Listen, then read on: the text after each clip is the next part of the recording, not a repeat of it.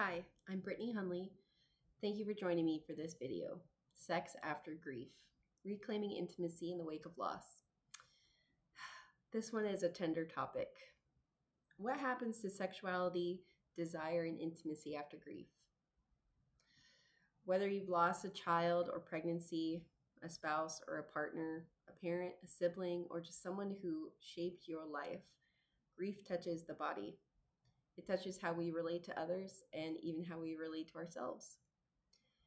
I invite you to set aside shame, set aside pressure, be gentle with yourself, and embrace curiosity and compassion as we talk through this. If at any time this topic becomes overwhelming, I invite you to set this video aside and reach out for support. Let's talk about what grief does to the body. There are physiological impacts such as fatigue, numbness, tension in the body, our fight, flight, freeze, fawn, flop responses being activated, hormonal disruptions, especially after pregnancy loss or after caregiving stress. There's a connection of all of these physical symptoms to a reduced libido or even having a sexual shutdown response. This is not brokenness, it's biology meeting heartbreak. Grief is a spectrum. There are different kinds of grief, and even two people can lose the exact same person and have completely different reactions to it. Two people can lose a spouse of the same duration of marriage and similar marriage satisfactions and still have completely different grief journeys to walk down. But let's talk a little bit about some of the consistencies in different types of grief. The loss of a child or of a pregnancy can bring with it shame, trauma, medical trauma, a sense of failure, or even body betrayal. The loss of a spouse or partner, sometimes there's guilt in desiring someone new or fear of forgetting your loved one. The loss of a parent, a sibling, or a friend. Your inner child and emotional support systems can feel like they're collapsing. Even non-death losses like estrangement or a chronic illness diagnosis, which we discuss in a different video, can stir grief. All of this can affect intimacy. When desire comes back, or it doesn't, there is an awkwardness of desire reawakening. You might feel guilty for wanting touch after a loss, or you may even feel nothing at all and worry that that's permanent. There is no right timeline. Some people feel a connection, wanting to celebrate being alive after the funeral of somebody that they love deeply. Others go months, maybe even years without craving another human's sexual touch. There's no right timeline.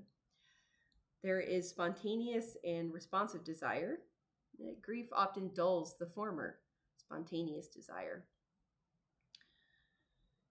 Many people find new ways of being sexual that feel more gentle and more meaningful than even before this loss.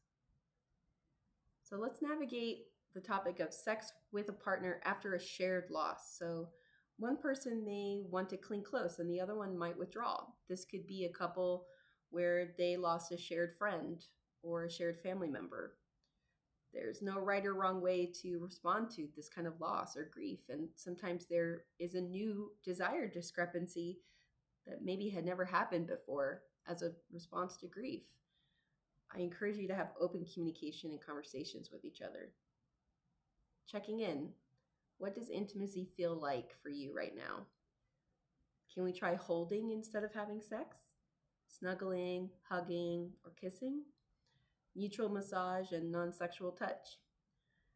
This would be a great moment to try sensate focus, which is another video that's available to you if you so desire.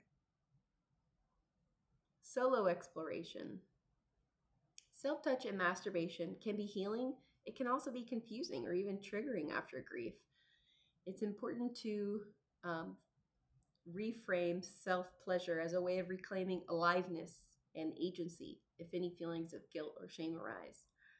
Take it slow. Give yourself permission and pause if grief emotions arise. Grief can become a gatekeeper, and that might mean that it's time to ask for support. So if you're feeling persistently numb or avoidant avoidant of all touch, if you feel panic or disassociation during times of intimacy, or if you have sexual intrusive thoughts related to the loss, that's the time to reach out for therapy, especially sex therapy with someone who is brave and loving and informed in grief. It's not it's not a failure to ask for help. Grief is a natural thing. Everyone you know is going to lose everyone they know at some point. Everyone goes. Our society has made it really hard for us to manage it on our own. We were never supposed to. And counselors are here to stand in the gap if you need someone to walk the journey with, especially when it comes to how it affects our sexual lives. Grief is a full body experience, and healing doesn't mean returning to who you were. It means learning to listen to the self that you are now. Check in with your loved ones, your partners, give feedback and share. I want to remind you that you're not alone in this. And if you even need support after watching this video, please reach out.